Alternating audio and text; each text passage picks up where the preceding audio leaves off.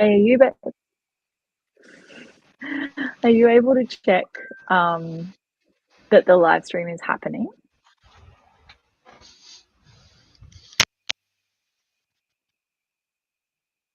No.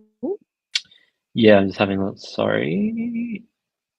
Okay. That's okay. Thank you. Yes, it is. Amazing. So I will just quickly finish these posts, and then fortunately they are working out, and then we can let everyone in.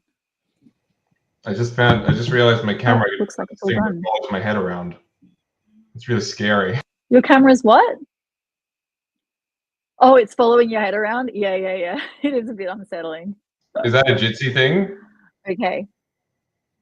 I thought it was my computer that did it, but maybe if you are just noticing it. Okay, so we're letting everyone in now. Sorry, folks, I meant to let the speakers warning about that. Hi, everyone who's currently being let into the room. You should all be starting muted, and I'll ask you to stay on mute unless you are speaking. And I'll also ask our speakers as well, if you guys want to pop yourselves on mute now as well. So as we can see already, there's some nice people saying hello in the chat. The chat feature will be available, and if you have any issues that come up in the chat and you need to contact someone about that, you ask myself or Jay. Jay, do you want to like do a little hand raisy thing or some kind of emoji so that you stand out on people's screen? There he is. So that's Jay Coonan. That's my co-coordinator at the Anti-Poverty Centre. And so if you have any questions or you need to contact someone privately, you can privately message him or you can privately message me. So I know we are expecting a few more people, but we do have a lot to get through tonight. So I'm going to get us started. My name is Kristen, and today I'm joining from Wurundjeri country on stolen lands of Aboriginal people, and across the entire continent I acknowledge elders past and present, and the in particular the genocidal violence that's continuing to this day since invasion through the welfare system, and the extreme control that is exerted on Black lives and Black people through policies implemented through Centrelink and through related welfare systems. I also just want to acknowledge the extremely important and enormous amount of labour that has been done by Black leaders in the Palestine Solidarity Movement on this continent, not just since October 7, 2023, but for many decades before that. So for those who don't know me, my name is Kristen. I am a disability support pension recipient, and I'm from the Anti-Poverty Centre. And all of our work is done by and for welfare recipients, advocating for ourselves and doing activism that makes us feel powerful, because most of the stuff that goes on around, campaigning for better welfare is very disempowering, I find, and very often infantilizing. Tonight, as you hopefully can see, this Jitsi software is very similar to other online meeting software that you would have used. If you would like to have captions, I have not been able to get that set up, but you can follow along the YouTube live stream. So just message us if you want that, because there's captions happening on there. So I'm going to not take very long to speak this evening before I hand over to Tom.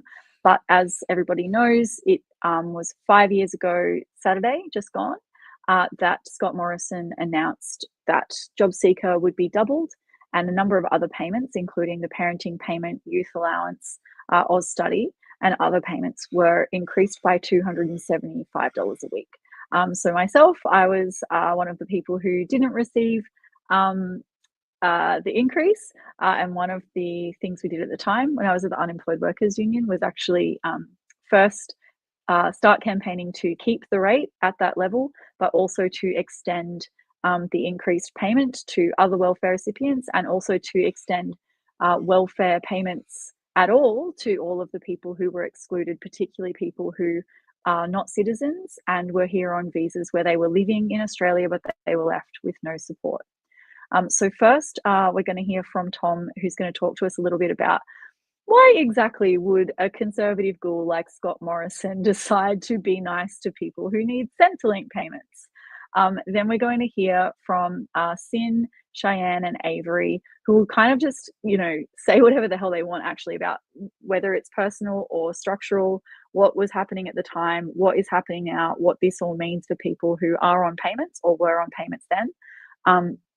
We are going to have a 5-minute break. So before we go to the break, you'll have the chance to ask questions of anyone who's spoken. Just pop your questions in the chat just for keeping it to time, and Jay and I will take note of those. After we come back from the break, we'll hear from Jay and from Dr. Elise Klein just about some of the politics and policy implications as they are today. And everyone will get to talk, because at the end we'll have a nice little breakout room session where everyone can talk to each other.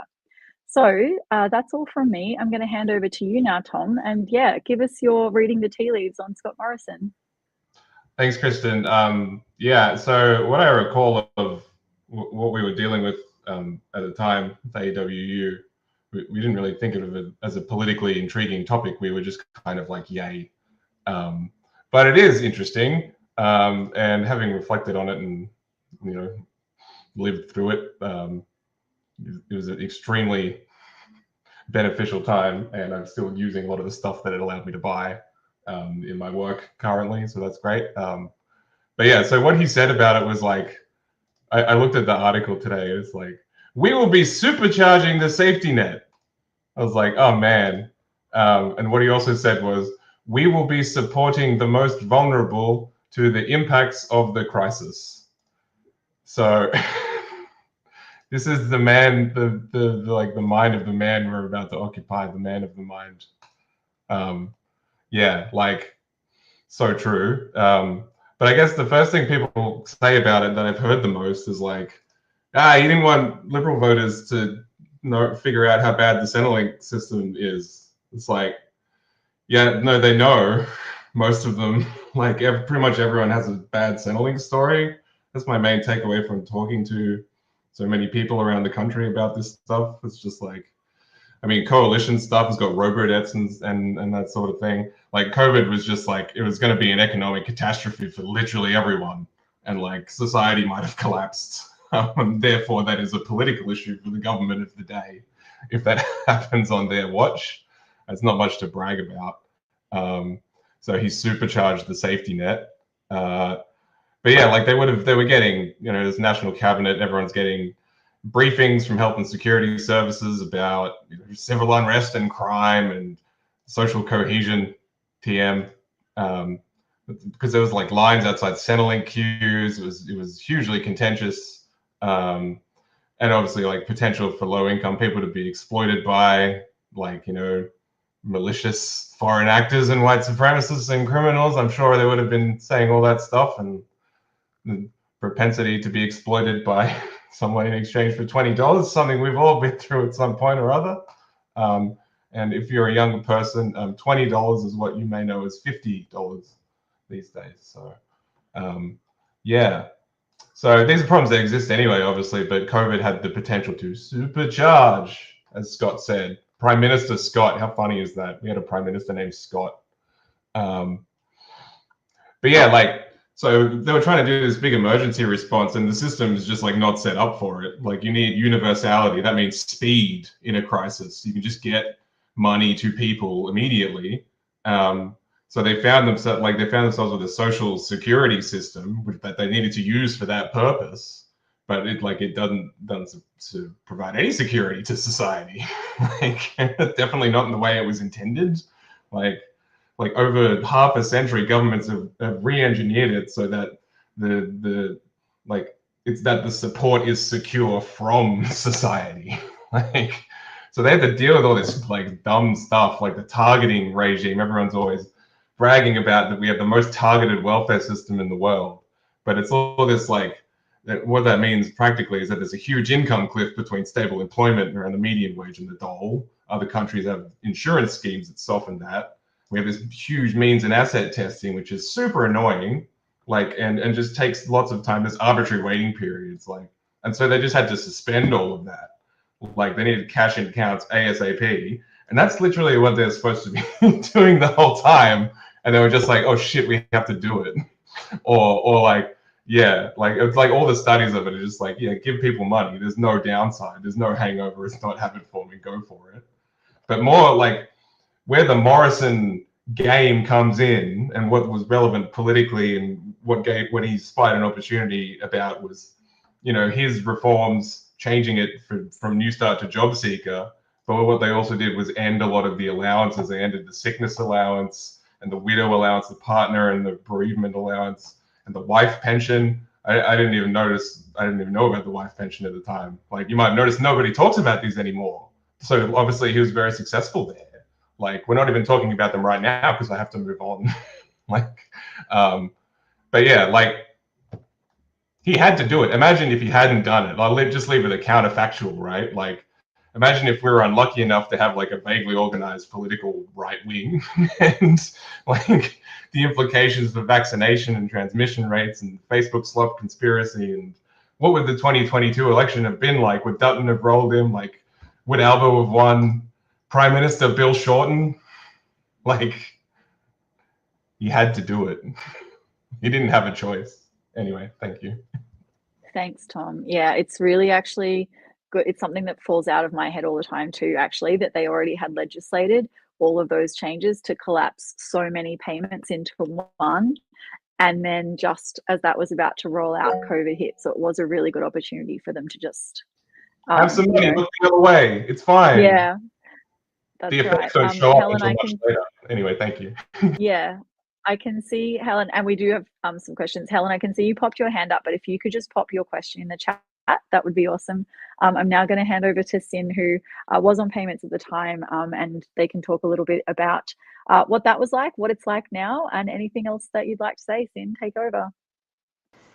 Hey, so yeah, I was on payments and had been for quite some time when that COVID supplement came in, and I had 3 kids living at home with me, and pretty much that money allowed us to get some new clothes that we hadn't been able to do for a long time, pay some bills that we'd been putting off paying because all the money that had come in previous to that just went straight on like the necessary living costs and things like that.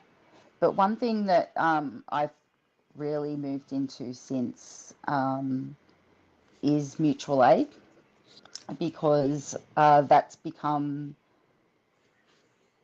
even more pressing, I guess, even more recently, but it has been for a long time in other communities that have been less thought about along the way, you know. But yeah, the importance of developing communities, because the government have clearly not been stepping up to do what they are supposed to do. And I see mutual aid as a way to, as a form of abolition anyway. Poverty creates a plethora of issues,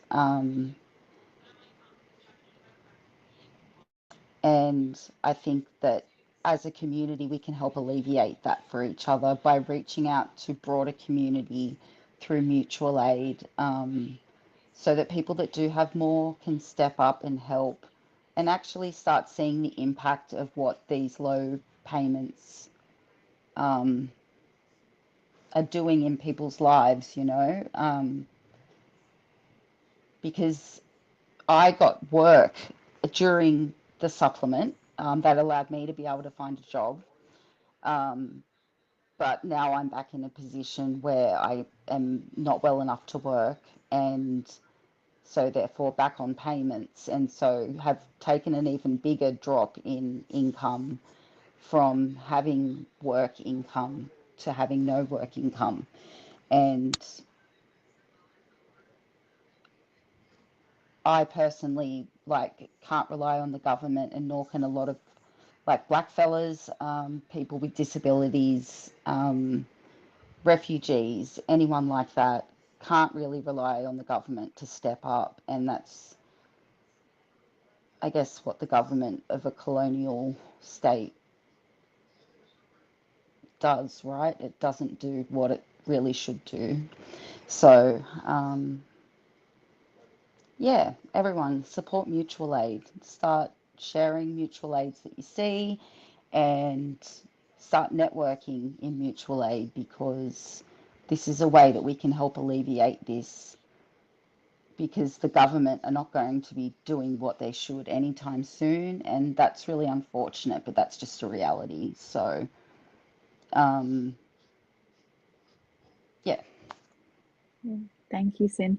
And I realised I have had a very chaotic start to this event and failed to just clarify for people what actually happened at the time. So for those of us who were there, I think it's very stark, and so we forget that not everybody has exactly the same knowledge. What happened is that Scott Morrison announced the payments were going up. I think most of us were quite shocked and fell off our chairs.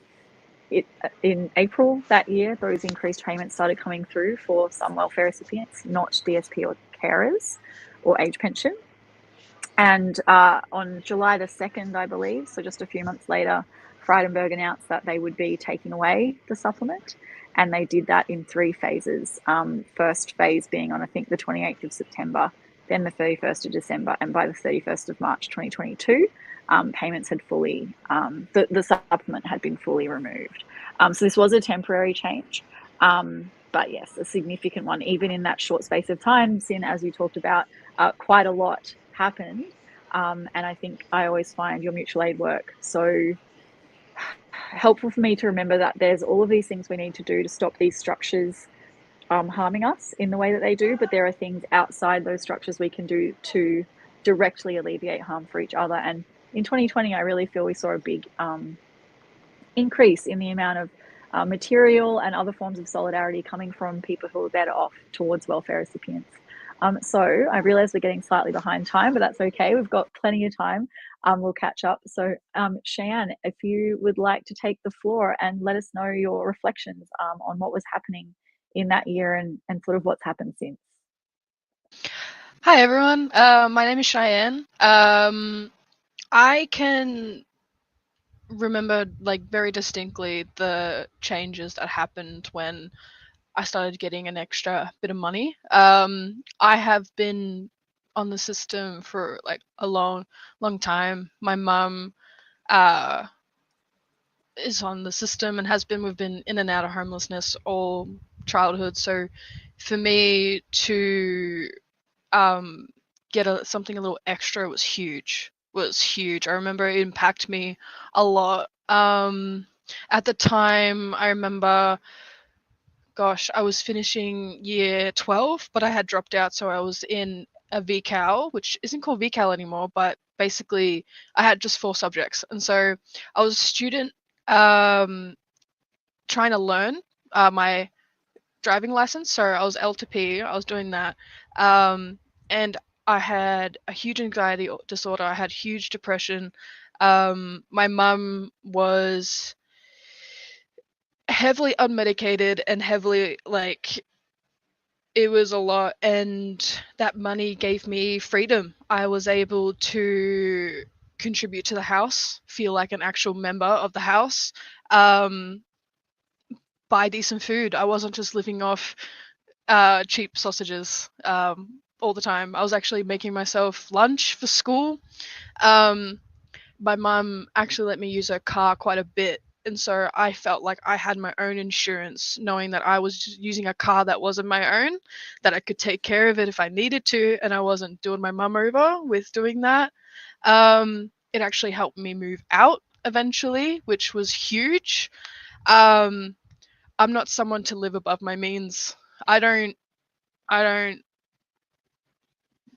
brands and stuff. I just appreciate the fact that I have a roof over my head, I have clean water, I have food I can get, and so that I was saving so much, and that helped me move, that helped me with a bond, that helped me with the movers, which was a luxury. Having people move your stuff for you was a huge luxury for me.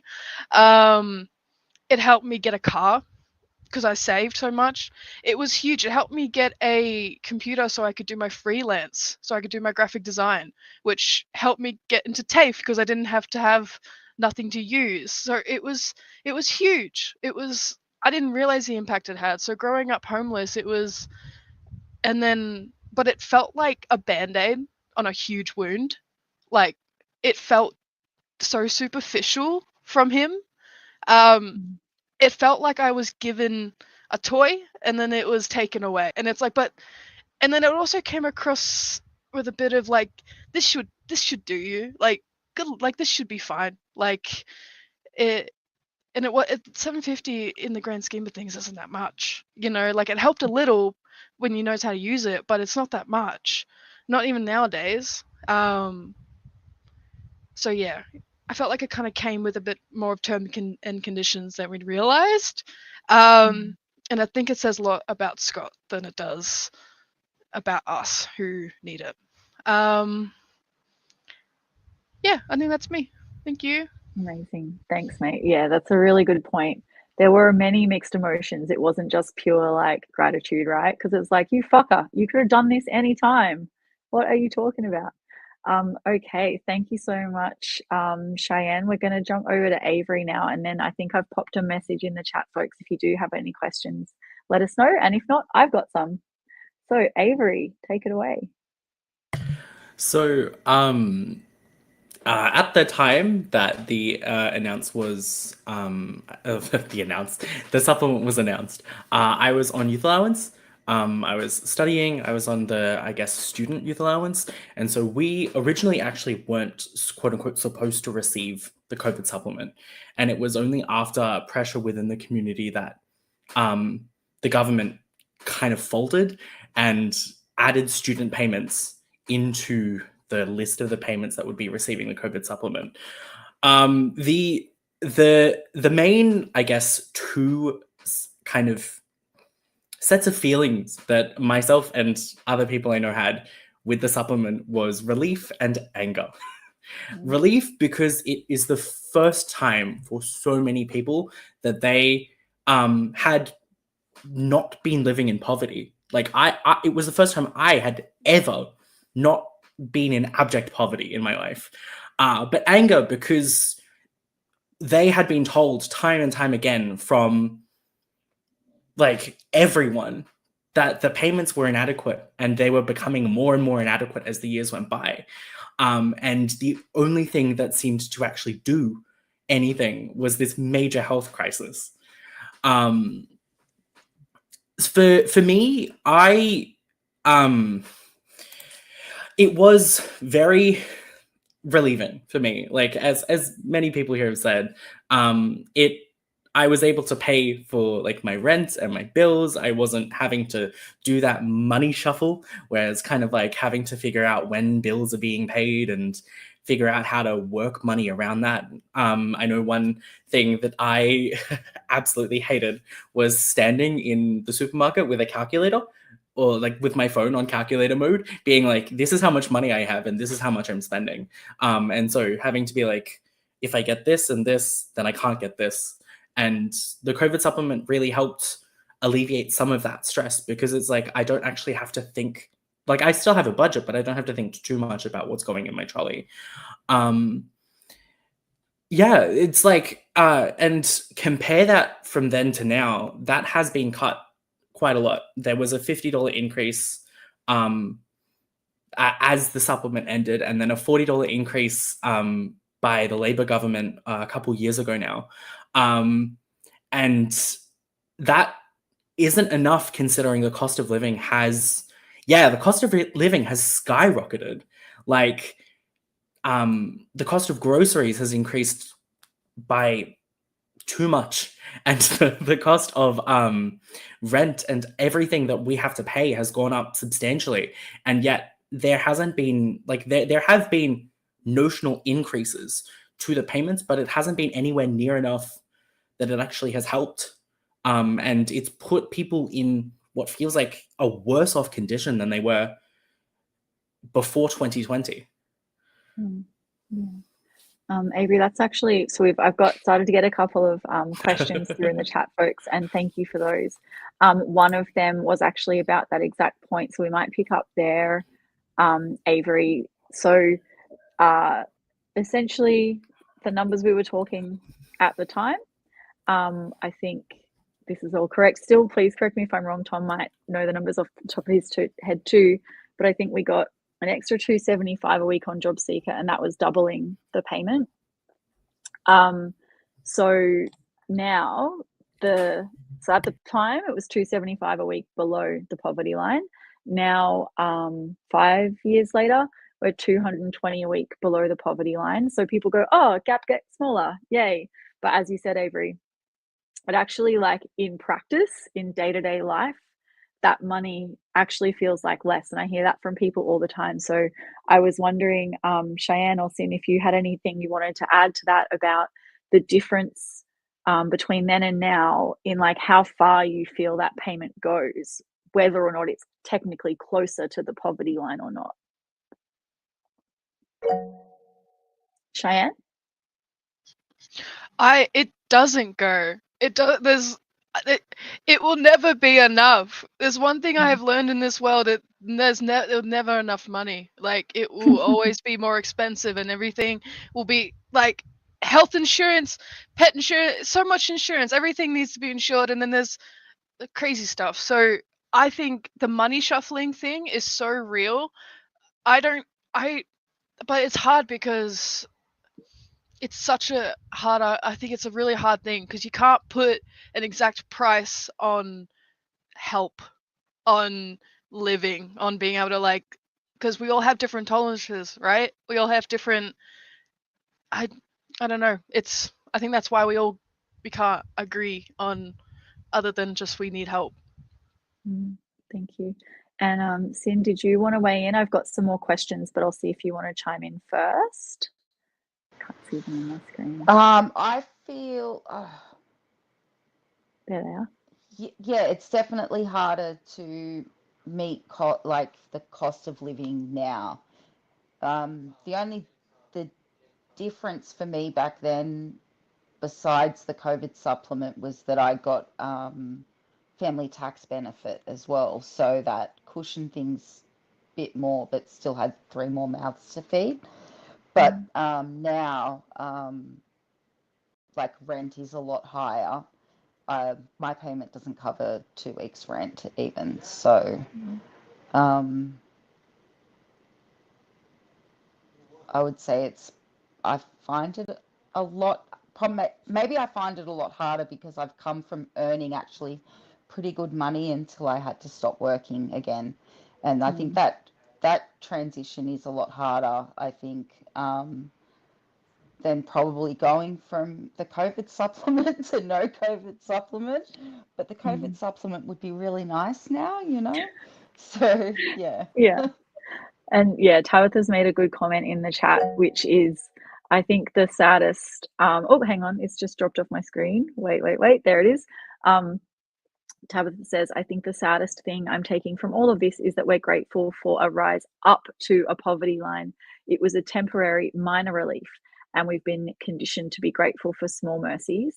In reality, sure, it was good, and sure, it shows a raise is possible, but the money was still inadequate. And yes, there was a bit of work done at the time by ACOS that actually showed, with JobSeeker at the Henderson poverty line, 1/3 of people who receive it were still regularly skipping meals, and 40% were skipping medication or healthcare. So what we know is we don't have an adequate poverty measure, right? Like, there isn't a good one.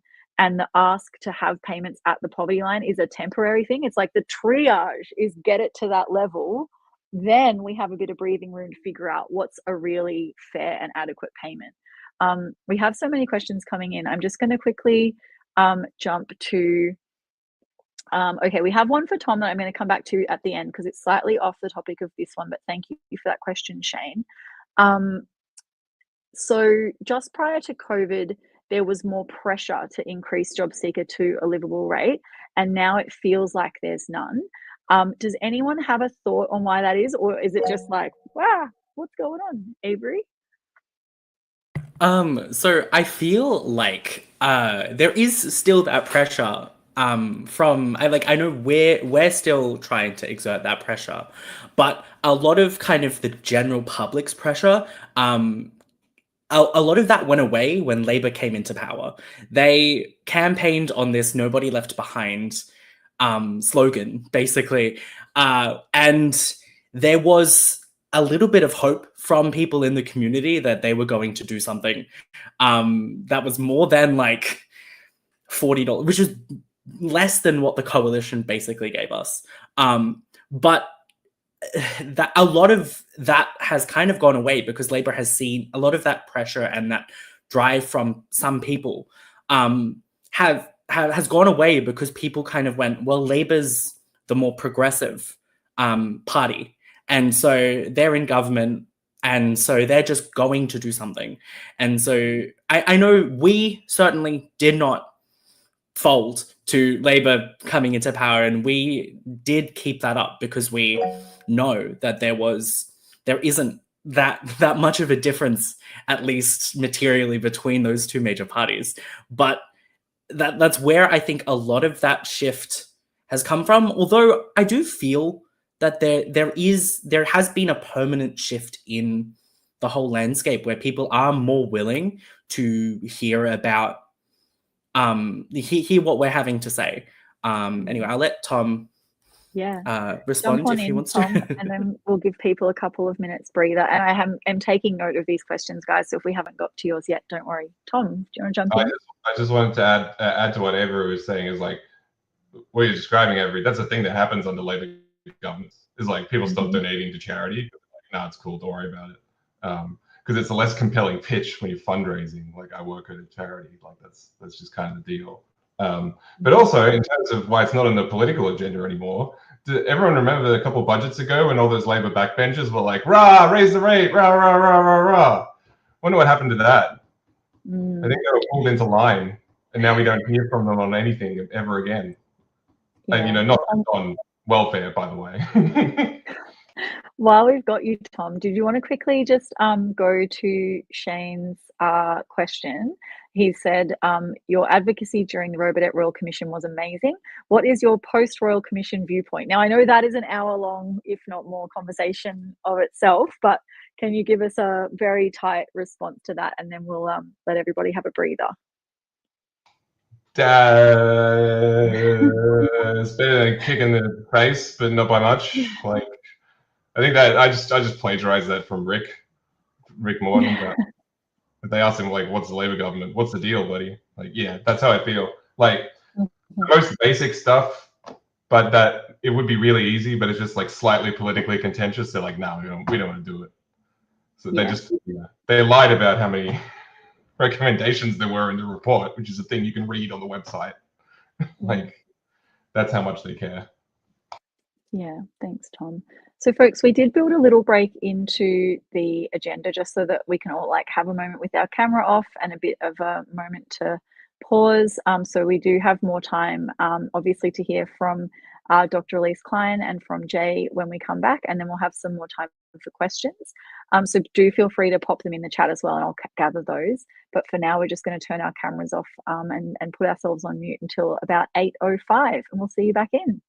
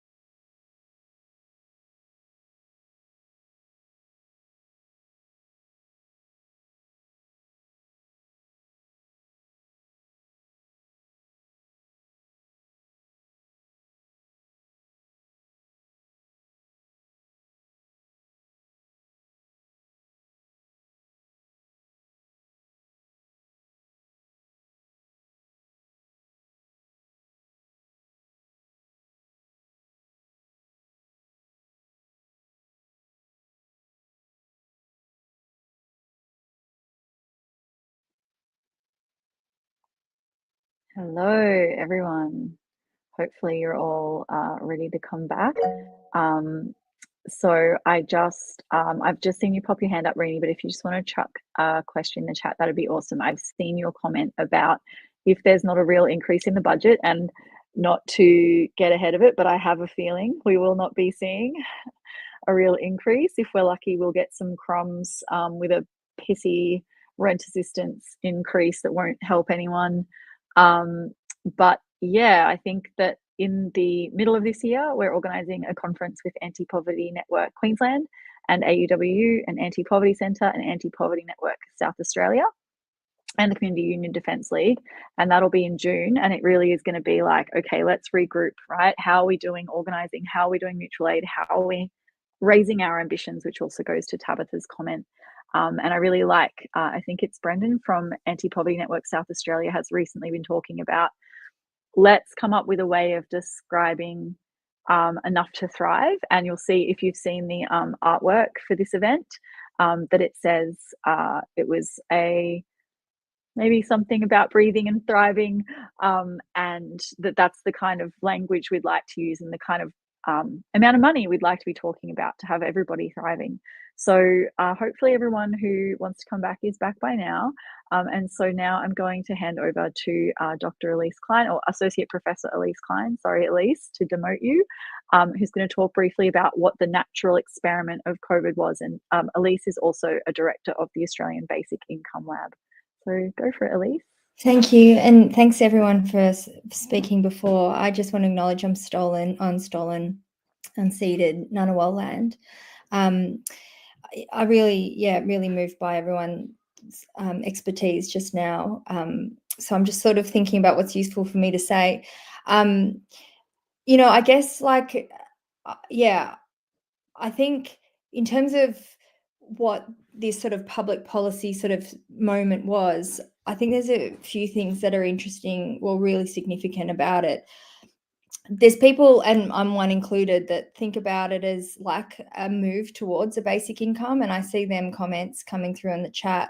And people have sort of talked about it as like an emergency basic income. And there's 4 sort of ways in which that happened. 1, because the payments increased, but 2, because they suspended mutual obligation. So it became less conditional. But they also expanded eligibility criteria. And they made it easier to access as well, in terms of like you didn't have to provide proof to get on the payments. You just had to make declarations to begin with anyway. I mean, having said that though, whilst eligibility expanded for the middle class that were losing their jobs, they obviously excluded a whole lot of folks as well, people on DSP, people on visas, and other people as well. So, I don't want to sort of say that this was, all roses at all, but it moved towards like a basic income. It was like an emergency basic income. And I think that's important for a couple of reasons. But first, I also just want to acknowledge everything that people have already said, that, this wasn't done out of the goodness of the Morrison government. I don't even want to say heart. But, this was about, they had the middle class losing their work from the shutdowns, and they could not bear them being exposed to the hostile environment, the cruelty of the social security system. So they had to change it. And so they did. And when those folks, when they started taking lockdowns away, and people started to get jobs back or whatever, they took all of these measures away. So there's no illusion around the politics of cruelty that these measures were in place. But still, I think there was a moment around this that is really significant. It shows what basic income advocates have long argued for, and not just basic income advocates, anti-poverty advocates have long said, just give people money that people can survive. But also, I think also significant for like the Australian context is the obsession on your deservingness around linked to the labour market and your proximity to the labour market and the role the kind of deservingness of work.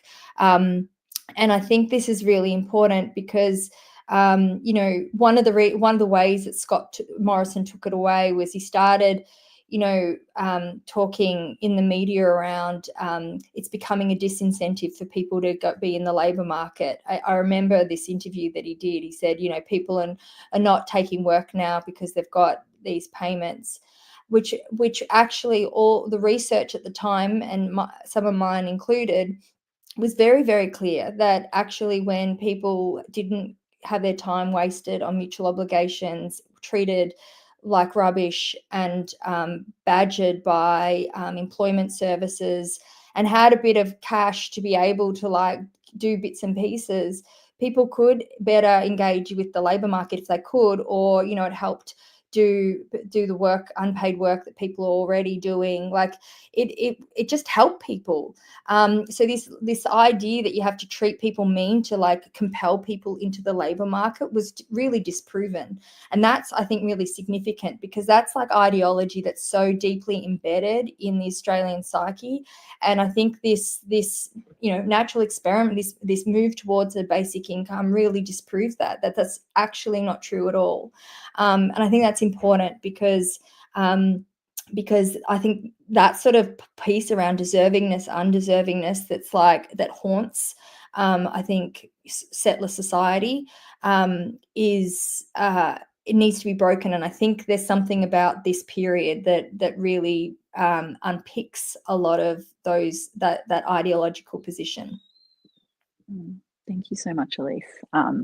Yes, there is. I feel like I should have like had an hour for each speaker. It's always the way I feel whenever we do an event, because everyone's got so much good stuff to say. So we will have a bit more time for questions as well, folks. So do pop them in the chat. We are keeping track. Jay, obviously, hopefully, I can't see you on my screen yet, but hopefully you're ready to jump in now. Jay, my colleague at the Anti-Poverty Centre, is going to talk briefly and just reflect on kind of a little bit what we already started to talk about. Like, why is the pressure seem less now? Like, why does it seem like we don't have the traction that we may have had before? And I do think that a little bit, maybe touching, I think, back on something you said, Avery, about sticking to our guns and like not weakening our demand when others have sort of softened off and like taken the a step back since the change of government. But yeah, Jay, I'm just going to see, are you able to unmute yourself? Because I can't find you on my list. Hello, can you hear me? Hello. Yes, we got you. Thanks, man. Great. All right. Yeah, I prepared a few words about the election and the context of Social Security in the election, but I think it's still quite relevant about why payment rates, well, you know, poverty is kind of just dropped off the radar. I mean, the biggest and most obvious thing to do with that is like the cost of living, which I think, you know, does a massive disservice, because it's not actually talking about what the issue is. It's not a cost of living issue. It's more of like a you know, an issue with greed and gouging, because it's, you know, the poorest, it's people in low incomes and working classes who are now beginning to feel the pressure, while people who own multiple investment properties or, you know, are in control of larger companies, they're the ones who are creating these price pressures and making it harder for us. It's, you know, somewhat of a crisis of the system where the rich are getting richer. And, you know, we've got the way that people are, that politicians and, you know, elite groups are kind of dealing with this issue is you've got the ALP on one hand who are saying, well, we need to just make sure that we are targeting and, you know, focusing our efforts on, you know, supporting people. That might be raising rent assistance by X amount, but not the base rate of payments. So people miss out, or people who haven't done their rent assistance forms miss out on that. You know, they're getting recommendations to adjust payment, you know, slightly here, and boasting about indexation. Whereas the Liberals, they don't obviously talk about this. They're focusing more on, they want to put people back on the card to be appropriate and not good spenders. They want to talk about you know, getting people back into work. They don't really have a cohesive policy about this. And the Teals are just, you know, people see independence, or the Teals, however they want to be called, as, you know, a possible solution to the issue. And again, it's not the way that they look at it by going to the same think tanks, to the same academics, economists that the Labor Party does. It's not actually resolving the structural issue in which we're facing and what creates poverty and continues it as a cycle. And then it's not really on the agenda, whether that's the rate of payment or whether it's the mutual obligations aspect, which has largely now been found out to be a total fraudulently based constructed system, which anybody who's had exposure to it would know that, because it's just designed to punish you and hurt you. But it is now found that that system could potentially have been built unlawfully and without any kind of consideration into that. But just before I begin to wrap up, I think it's really telling about the way in which people aren't recognizing, or politicians, academics, and elite groups aren't recognizing the issue of poverty, is because it's an unlikely case where the energy supplement, which has been delivered universally, where everybody has had access to $300 last year and $150 for the second half of this year, which will be announced tomorrow. And they're like, no, we need to target this. We need to target that, so the people who are the deserving poor, the people who most need it, get it. When it's just like, well, no, the issue here is it's like energy companies. They're the ones who could have a monopoly over the energy industry, and that's how they gouge people. They control supply and demand, and through that, they're able to charge more and more and more, and they're just ripping us off through that. So instead of talking about how universality can be used for something that is good by taking from the wealthiest and returning everything, whether that's schools, hospitals, social security, providing everyone with a solid basis of life. They're just talking about how we need to just make sure that we can take a small amount from the richest and give a small amount to the poorest and leave everybody else in the middle. So, just to kind of conclude, they're not interested in talking about universal problems or structural problems that create and continue poverty. That doesn't really do much for them at the end of the day. But what we're doing here, talking about these issues and addressing them as structural issues, and talking about how universality is good and how the higher rate of a universal payment and easier access to it was a good thing. It created better communities, it created healthier people, and it was an inspiring moment. But obviously, like everything else, it was ripped away. So we just got to fight for it. Thanks.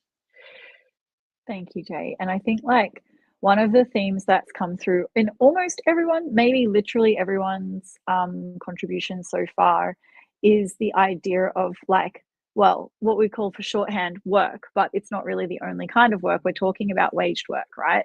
And one of the things that we often say is to try and remind people that, yes, poverty is a policy choice, but also unemployment is a policy choice. The structure of the economy, and this is where, when we get back to the whole dole bludger rhetoric and why, you have to punish people with poverty if they're not, smart enough or hardworking enough to get a paid job.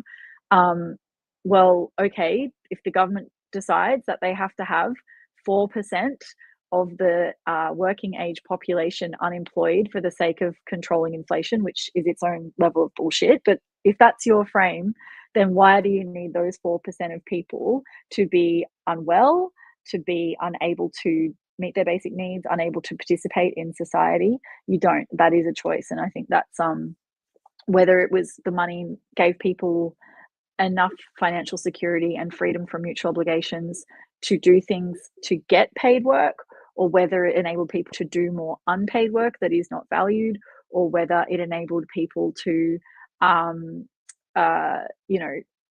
kind of understand that even without a paid job, you can still have decent things if the government's willing to support you. All of those are very important lessons. So I just wanted to, we do have time, a few more minutes for questions, but I didn't see too many new ones come through. I'm just going to check. If you did pop a question in the chat and I have missed it, please maybe repost it. But I'm just looking, we've got a lot of comments about UBI.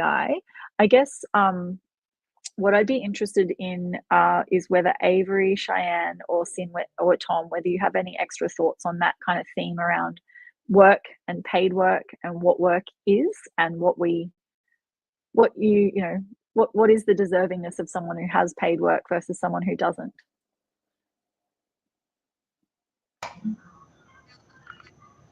Everyone deserves. Yeah. That'd be my position. Everyone deserves a basic standard of living. Whether you work on it doesn't seem particularly relevant. Yeah. And I think the other thing about that, right, is I think often people use that argument of the government wants 4% of people unemployed, so the answer is a job guarantee. Whereas in a country that invented work for the dole, I'm always very leery of the idea of job guarantees. We don't need more forced labour, right? So does our society actually need more things, or do we have a lot of people doing jobs that don't produce a lot of social value for the sake of being employed so they don't have to be on Centrelink, such as, I don't know, working at an unemployment agency? I think I've got Cheyenne and then Avery. Cheyenne? Hey, I guess the only thought I have to contribute was any work that I got that was pushed by Centrelink was, excuse my language, fucking awful. So, as Tom was saying, why should we justify our existence by seeing how much we can contribute to the work? I've had a good job, but I've only had one good job ever, and I've had a few jobs in my life, and none of them have been enough to live off, unless I committed myself to 70 hours a week. So it's just unrealistic. And the fact that we have to filter ourselves to meet a certain type of job, really, yeah. Anyway, that's my thoughts. Love it. Thank you. And Avery?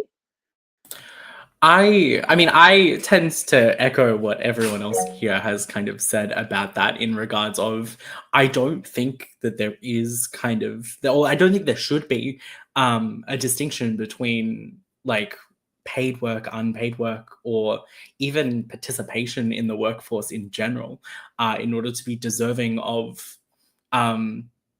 the bare necessities that people need to survive. One thing that I think Elise brought up a little bit, and as echoed from my personal experiences with the COVID supplement, I was able to get into, for example, my work with the union, because and that's something I'm very passionate about, but it's not something that I would have been able to do before COVID, because I wasn't given the opportunity through the relaxation and the suspension of mutual obligations, as well as the increased payments. I wasn't given that opportunity to do so. And that's one thing that I know we have found, is that volunteer work and that unpaid work really did increase substantially with the COVID supplement, because people weren't in those pressures to participate in the workforce in kind of the structured, regimented way that the system of, both the government that has implemented it, but also just capitalism in general, has kind of forced people into. That's just my piece on that. Sorry. Thank you, Avery. I've got Tom, and then I can see Kay has a hand up, but Kay, if you could pop your question in the chat, that'd be awesome. And we'll do that question, and then we're going to go to brief chats in breakout rooms. So Tom? I think I saw Tom put his hand up. Yes, I did. I just was on mute. I was just going to jump on what Avery was saying. It was civic engagement is a thing that has been going down since then, and is really struggling at the moment, and people just don't feel invested in society, and therefore definitely not in politics. But yeah, on the work, it's all that stuff being suspended. Every time I found work when I was in that system was I would go and fill out all of the required applications, and then I had another promising lead that I would pursue completely separately, in parallel, because it's not actually, it's a performance of looking for work that you're expected to do to humiliate you. That's why it doesn't find you work. It's because that's not the point of it. But that was just the actual process of finding work is networking. All these other things are very important. It's not just jamming resumes in people's faces, and it hasn't been in 40 years. Thank you, Tom. And also just picking up on a comment Tabitha made in the chat about criminalisation. And it's something for a lot of reasons that I don't highlight super often, because we don't want to conflate poverty and air quotes criminals. But there were really significant reductions in the criminalisation of survival. The most stark example was in the Northern Territory because there were very few lockdowns there. But yes, it is like some of this stuff that all of us who live it, we're like, yeah, obviously, like, you know, you don't steal shit anymore if you don't need to, right? Like most people aren't doing it because they have a compulsion of some sort. Most times if we nick something, it's because we needed it. And all sorts of other, you know, so-called property crimes as well. So I don't know, Kay, if I missed your question, but if I have, please try and private message it to me. We're going to split up now just to let folks have a bit of a chat to each other about what your experiences were or the current political context. And thank you to those who've been here until now. See you and thank you for coming. Oh, here we go. We've got Kay's question actually. Kay, thank you for this. It says, I'm a senior aged woman who has been forced to volunteer for 15 hours a week. There is nothing Centrelink will do to stop intimidating and bullying. And thank you, Molly, as well. Kay, I'm just going to get you to, you probably already have our email address. I'm just going to pop it in the chat because the kind of work that we do is not just about public advocacy and trying to change government policy. It's also about directly supporting people who are being bullied by their job agency. So I've popped the email there. Please do send us a message. So we're going to split you all out now. I've just got to find my little auto assign. And in a moment, you'll turn into a room and feel free to take the leadership role in that room and get the convo going, but it's just supposed to be very informal. So maybe have about 10 minutes and then we'll come back and wrap up and share any particular last thoughts. So see you all in a moment, folks.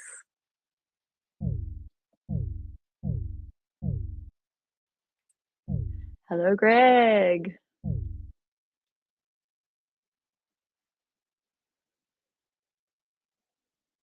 Who have I got? Can people hear me?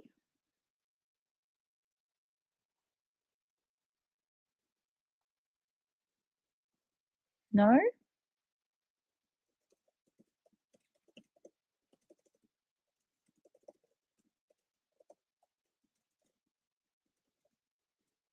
Hello, who have I got in my group here? So is it just you and me?